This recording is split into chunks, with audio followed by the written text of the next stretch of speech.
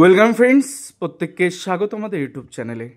যে সমস্ত ভিউয়ার্সরা প্রথমবার চ্যানেলটি দেখছেন তারা অবশ্যই চ্যানেলটিকে সাবস্ক্রাইব করে দেবেন এবং চ্যানেলের পাশে থাকা বেল আইকনটি প্রেস করবেন যাতে এই ধরনের খবরাখবর সবচেয়ে আগে সবচেয়ে দ্রুত আপনাদের কাছে পৌঁছে যায়। তো আজকে যে বিষয় নিয়ে কথা বলবো সেটা হচ্ছে প্রাথমিকের নিয়োগ দুর্নীতি মামলা। 2016 সালের প্রাথমিকের যে নিয়োগ হয়েছিল তাতে জানেন যে নন-10 অংশ অর্থাৎ 32,000 প্রাথমিক শিক্ষক শিক্ষিকার চাকরি কিন্তু জাস্টিস গাঙ্গুলি 12ই মে বাতিল করে দেন। পরবর্তী ক্ষেত্রে সেই মামলা জাস্টিস তালুকদার স্যারের বেঞ্চে যায়, ডিভিশন বেঞ্চে যায়, সেখানে কিছু মডিফিকেশন এবং পুনরায় সেখান থেকে সেই মামলা সুপ্রিম কোর্টে যায়, সুপ্রিম কোর্ট থেকে আবার পুনরায় ফিরে আসে এবং তারপর একাধিক বেঞ্চ চেঞ্জ করার পরে জাস্টিস সৌমেন সেনের বেঞ্চে কিছুদিন থাকার পর সেটা আবার পরিবর্তন হয়ে জাস্টিস টন্ডনের বেঞ্চে যায় এবং পরবর্তী ক্ষেত্রে তপব্রত স্যারের বেঞ্চে অ্যাসাইন ম্যাটার হিসেবে তাকে তিনি শুনছেন। যদি গ্রুপ বি ম্যাটার তিনি শুনছেন, কিন্তু গ্রুপ বি ম্যাটার অর্থাৎ রোস্টার যদি চেঞ্জও হয়ে যায় তাও কিন্তু এই ম্যাটার তার বেঞ্চেই থাকবে। তো সেক্ষেত্রে এই বিচারপতিদ্বয়ের এই বেঞ্চে আপনারা জানেন যে 102টো ক্যান অ্যাপ্লিকেশন অর্থাৎ কানেক্টিভ অ্যাপ্লিকেশন এই 32,000 চাকরি বাতিল মামলায় সংযুক্তিকরণ হয়েছে অ্যাডিশন অফ পার্টি হওয়ার জন্য। আপনারা প্রত্যেকে দেখেছেন গত দিনের হিয়ারিংয়ে যেখানে যেখানে অ্যাডভোকেট লাহিড়ী বাবু তিনি পরিষ্কার যে 8টা ক্যান অপোজ হয়েছে, মানে যে 8টা ক্যান অ্যাকসেপ্ট হয়েছে কোর্টের দ্বারা, তার টেকনিক্যাল ইস্যু নিয়ে সেগুলোর থেকে যাতে কেউ বলতে না পারে তার জন্য সাবমিশন দিয়ে রেখেছেন, একটা গাইডলাইন দিয়ে রেখেছেন যে এদেরকে ঘিরে ধরেছেন। যে 8টা ক্যান অ্যাকসেপ্ট হয়েছে তার মধ্যে 2টো ক্যান ছেড়ে দিন, 6টা ক্যান হিসাব মতন বঞ্চিতদের পক্ষে। তো সেই 6টা ক্যানে রীতিমতন তিনি এমন একটা প্রোটেকশান দিয়ে রাখলেন, অর্থাৎ শামীমবাবুকে বলতে দেবেন না, দুইয়ের হয়ে দুইয়ের হয়ে শামীমবাবু বলতে দেবেন না, 3-এর হয়ে বিকাশ চন্দ্র স্যার দাঁড়াবেন তাকে বলতে দেবেন না, মানে এরকম একটা প্ল্যানিং কষে রেখেছেন। তো একটা টিম যে কতটা দরকার সেটা তো এখন বোঝা যাচ্ছে। তার কারণ যদি ছোট্টই ধরুন টিআরএসি 3 আর 4 রয়েছে, তো ন্যাচারালি উনি বলছেন যে এটা ইন সার্ভিসদের সাপোর্ট করার জন্য করেছে, কিন্তু আদতে তা নয়। কারণ এর মধ্যে অনেক অ্যালিগেশন তোলা হয়েছে, টেট ফেললে চাকরি করছে তাদের স্যালারি স্লিপ দিয়ে ক্যান করা হয়েছে এবং অনেক কিছু আছে এখানে। তো সেই ক্যানে তিনি বললেন যে তাদের সাপোর্টে হয়ে কথা বলছি, বিভিন্ন টেকনিক্যাল সুপ্রিম কোর্টের এবং হাইকোর্টের ডিভিশন বেঞ্চে কয়েকটি অবজারভেশনের ভিত্তিতে তিনি বললেন। এখন বিষয়টা হচ্ছে এই মামলায় যারা যুক্ত হচ্ছে, দেখুন অলরেডি ক্যান 3 ক্যান 4-এর ক্ষেত্রে আমার মনে আছে বিকাশ স্যার নিজে দাঁড়িয়ে বলেছিলেন বলে হয়তো তিনি এই ক্যান 3 ক্যান 4 অ্যাকসেপ্ট হয়েছে, একটা সিনিয়র অ্যাডভোকেট দাঁড়িয়ে ক্যান 3 ক্যান 4-এর হয়ে সওয়াল করেছিলেন, যার জন্য তখনও খুব চেঁচামেচি করেছিল কল্যাণবাবু তখন চিৎকার করে কিছুতেই অ্যাডিশনাল পার্টি হতে দেবেন না, চিৎকার চেঁচামেচি করে রীতিমতো সেদিন হচ্ছিল না।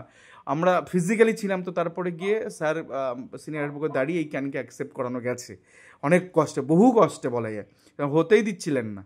তালুকদার স্যারের বেঞ্চে এই অ্যাডিশনাল পার্টিও তিনি গ্রাহ্য করেছিলেন। তো তারপর তো সুপ্রিম কোর্ট গেল, গোটা বিষয়টা লাইরিবাবু বলেছেন।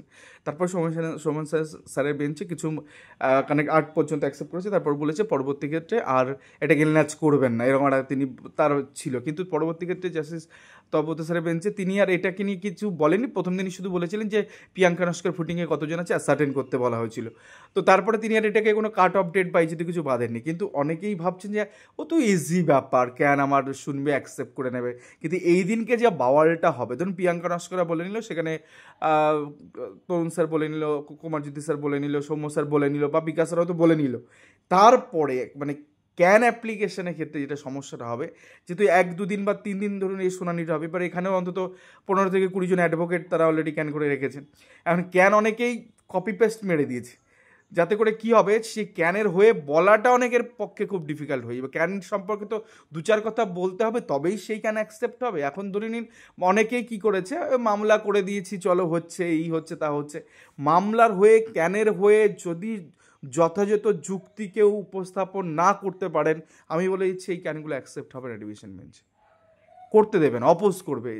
যে 8টা ক্যান অলরেডি অ্যাকসেপ্ট হয়ে বসে আছে সেগুলো নিয়ে তার গ্রহণযোগ্যতা নিয়ে বা তার বলা নিয়ে যদি এত কিছু একটা বাউন্ডারি ঘিরে দেওয়া হচ্ছে, একটা প্রোটেকশন, একটা সীমারেখা তৈরি করে দেওয়া হচ্ছে, সেখানে যে ক্যানগুলো এখনও পর্যন্ত মানে পেন্ডিং স্টেজে আছে, যেগুলোর এখনও অ্যাডমিশন হিয়ারিং হয়নি, সেই জায়গা থেকে সেগুলো কি করে এত সহজে ভাবছে তারা অ্যাকসেপ্টেন্স হয়ে যাবে মামলা ডিভিশন বেঞ্চ, খুব ডিফিকাল্ট।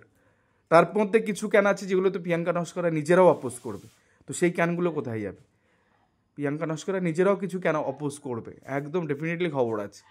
তারা আছে, 32,000 মানে 42টা ম্যাটের হয়ে তারা আছে, তারপরে গিয়ে তো বিচারপতিদের অনেক অবজারভেশন সেখানে থাকবে। তো একটা মহাসমুদ্র পাড়ি দিয়ে তাদের কিন্তু ক্যান অ্যাকসেপ্ট করাতে হবে। তো যারা শুধুমাত্র ভেবেছেন আমি মামলা করে দিলাম, চলো কোনো একটা অ্যাডভোকেট, একটা ছোটোখাটো অ্যাডভোকেটদের ঢুকিয়ে দিলাম, তিনি কথাই বলতে পারছেন, আর্গুমেন্ট করতে পারছেন না, তাদের ক্যান কিন্তু অ্যাকসেপ্ট করা ডিফিকাল্ট আছে। তো সেই জায়গা থেকে শুধুমাত্র আমার ব্যক্তিগত মতামত বা আমাদের ব্যক্তিগত মতামত, নির্দিষ্ট কিছু ক্যান অ্যাকসেপ্ট হবে এবং অধিকাংশ ক্যান, বেশ কয়েকটা ক্যান কিন্তু এই মামলার সাথে অ্যাডিশনাল পার্টি হতে পারবে না। তো যারা এই মামলার সাথে যুক্ত আছে তাদেরকে অবশ্যই বলবো ভালো অ্যাডভোকেট বা সিনিয়র অ্যাডভোকেট লাগিয়ে দিতে, যাতে করে তিনি এই ক্যানগুলোর হয়ে সপক্ষে যুক্তি রাখেন এবং একই ফুটিংয়ে যে প্রিয়াঙ্কা নস্কর এবং তার যে সমস্ত অ্যাপিলেন্টরা আছে এখানে বা অ্যাডিশনাল পার্টি হওয়ার জন্য যারা রিকোয়েস্ট করেছে, অ্যাপ্লিকেশন করেছে, তাদের ক্ষেত্রেও যাতে সেম ফুটিংয়ে তারা আছে এই বিষয়টা, এই মন্তব্য, এই বক্তব্যটা কোর্টের কাছে পরিষ্কারভাবে তারা বলে। না হলে কিন্তু এখানে তাদের গ্রহণযোগ্যতা পাওয়ার একটা জায়গা নেই। তো জুড়ে থাকলেই হবে না, এক্ষেত্রে অবশ্যই তাদেরকে বলতে, যদি শুনবে, শোনার পরে বিচারপতিরা ডিসাইড করবেন যে কোনটাকে অ্যালাউ করবেন, কোনটাকে ডিসমিস করবেন। তো সেই জায়গা থেকে কিন্তু আর কি ক্রুশিয়াল একটা ব্যাপার বলে রাখলাম। এখন যারা যারা গোটা বিষয়টা বুঝতে পারছেন, মানে গতদিনে হেডিংয়ে থেকে তো পরিষ্কার হওয়া দরকার, তার কারণ কোর্টের মধ্যে এক জিনিস হচ্ছে, কোর্টের বাইরে একরকম জিনিস হচ্ছে, সেটা আমি আর এখানে বলছি না। তো যেটা বক্তব্য সেটা হচ্ছে খুব পরিষ্কার, এই মামলার সাথে জুড়তে পারলে একটা বেনিফিট অবশ্যই পাওয়া যাবে। এবার বিচারপতিদ্বয় বারবারই বলছে যে যা অর্ডার হবে সবার উপর বর্তাবে, কিন্তু এখনো পর্যন্ত মামলা শেষ না হলে বা জাজমেন্ট না দেখা পর্যন্ত কেউ, বা জাজমেন্ট মানে লেখার আগে পর্যন্ত বিচারপতি দ্বারা তাদের কোনো একটা স্ট্যান্ডে স্টিল থাকতে পারেন না, কারণ সবে অর্ধেক খেলা হয়েছে। কেউ জানে না যে সেকেন্ড হাফের খেলাটা ব্যাটিং কেমন হবে, ঝোড়ো ব্যাটিং হবে কিনা, বা কীরকম ব্যাটিং হবে, টেস্টের মতন খেলবে কিনা, বা ম্যাচ আদৌ জিততে পারবে কি পারবে না পরে যারা ডিফেন্স পার্টি আছে। তো এই ক্ষেত্রে ব্যাপারটা তাই, মানে হাফ পক্ষ খেলা হচ্ছে। আমি ধরুন বাংলাদেশ ইন্ডিয়ার পিচে এসে ধরে নাম 300 রান করে, যেটা খুব হিউজ, মানে কঠিন একটা ব্যাপার। তো সেই বাংলাদেশ 300 রান করেছে মানে তো এই নয় যে তারা একেবারে জিতে গেছে, বা বিচারপতিরা বা কেউ যা আম্পায়ার যারা আছে তারা সিদ্ধান্ত নিয়ে নেবে আরে বস 300 করে দিয়েছি চলে জিতে গেলো, তা তো নয়। ম্যাচটা শেষ হতে হবে, হাফ ইনিংস খেলা বাকি। হাফ ইনিংসে আমার শুভমন গিল নামবে, এদিকে আমাদের হার্দিক পান্ডিয়া নামবে, তো অনেকে নামবে আর কি, ঠিক আছে। তো সেক্ষেত্রে তারা নেমে কেমন পারফরমেন্স দেখায় তার উপর বেস করে গোটা ম্যাচের ফলাফল ডিপেন্ড করবে। তো হাফ পক্ষ শুনানি পর্যন্ত এখনও পর্যন্ত সেই রকম করে নির্দিষ্ট করে কিছু নেই যে কি হবে কি না হবে। তবে এই যে পরের হাফ, মানে সেকেন্ড হাফ যে যখন শুরু হবে, তখন আসল টুইস্ট বা আসল গেমগুলো সামনে আসবে। তখন বিচারপতিরা একটা যে অবজারভেশন রাখবে সেটাই হচ্ছে আসল অবজারভেশন। তখন বোঝা যাবে যে কানেক্টেড অ্যাপ্লিকেশন করে যারা আছে তাদের সবাইকে দেবেন কি দেবেন না, বা ইন জেনারেল কোনো রায় হবে কি না, বা সিঙ্গেল বেঞ্চের অর্ডার রেখে দেবেন কি না, তখন গোটা বিষয়টা একটা আন্দাজ পাওয়া যাবে। এখনও হাফ অংশ হচ্ছে, এখনও কিছু বোঝা যাচ্ছে না, মধ্যান্ত সবে, এখনও পুরো সিনেমা এখনও বাকি রয়েছে। তো অপেক্ষা করুন। আর প্রত্যেককে বলবো যারা ক্যান করেছে সিনিয়র অ্যাডভোকেট লাগান, আর যারা আরটিআই করে নিজের উত্তর মানে নিজের মার্কস জেনেছেন এবং তার সাথে সাথে আপনার ডিস্ট্রিক্টের কাট অফ জেনেছেন, তারা অবশ্যই 9775755850 এই নাম্বারে সরাসরি হোয়াটসঅ্যাপ করে পাঠান আপনার তথ্যটি। এটা ভীষণ উপকারে লাগবে। আপনি যদি সরাসরি প্লেস করতে না পারেন তো আমাদেরকে পাঠিয়ে দিন, আমরা জায়গা মতন পৌঁছে দেবো। তো এই ছিল আজকে গুরুত্বপূর্ণ ভিডিও। ভালো থাকবেন, সুস্থ থাকবেন, অবশ্যই লড়তে থাকুন ক্যানগুলোকে অ্যাকসেপ্ট করার জন্য এখন থেকে পরিকল্পনা করুন। ধন্যবাদ সকলকে, ভালো থাকবেন, সুস্থ থাকবেন।